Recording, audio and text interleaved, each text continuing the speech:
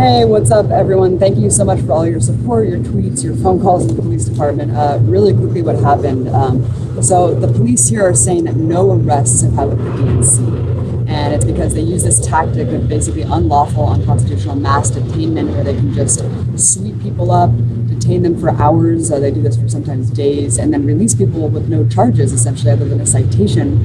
And then just say, no arrests were made, their hands are clean, but at the same time, it's so abusive what's happening, and then they just treat people like shit in custody. So my partner Mike and I, producer for Empire Files, were trying to get to this action where there was mass civil disobedience arrests happening.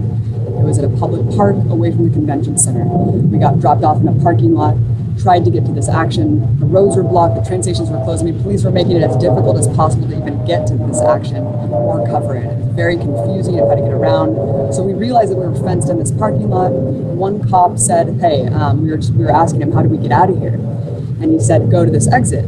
Pointed us down to the exit, completely complying with police orders. We walked toward the exit. About 5 feet from the exit, another female police officer came up, said, where's your credentials? You don't have credentials to be in this area. We're credentialed journalists, but we weren't credentialed to be in the DNC. So as my partner and the producer was telling her this, she grabbed my shirt very aggressively, my dress, ripped it, and said, arrest her, to these other two officers that were standing at the entrance. And she said, arrest her for disorderly conduct. I was just shocked. They twisted my arm extremely hard. My wrists were in excruciating pain. They zip tied them as close as possibly that they could. It was a very, very awful experience. Aggressively manhandled me. 3 police officers were on me on this fence.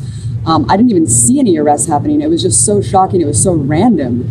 I was just stunned, and I kept saying, we're credentialed journalists. My producer was saying, look, we were told to come here by another police officer.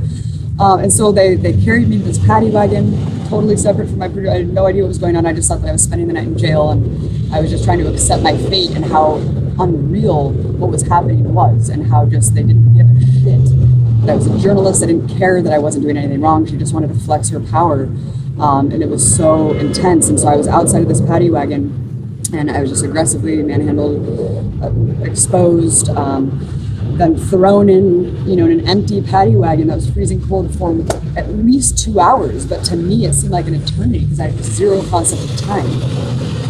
And no one would answer my questions. I was just in there thinking, wow, people have it so much worse. And I was just kind of thinking about what people go through.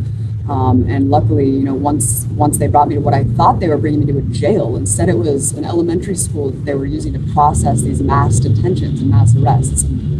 This is a tactic. I luckily was out of there in a couple hours. I thought I was spending the night in jail, but what I didn't realize is that I was lumped in with these other civil disobedience protesters who were processed quickly because the cops kind of knew what was going on and wanted to appear to the public, and the DNC wanted to appear to the public that everything's nice, peaceful, and harmonious here, and that there's no resistance, when in reality there's mass civil disobedience going on all over Philadelphia. There's mass marches, mass protests, and mass arrests and detentions, where today my arms are braced, and it's just really stunning to go through that experience and to know that this is what police do to people every day in this country.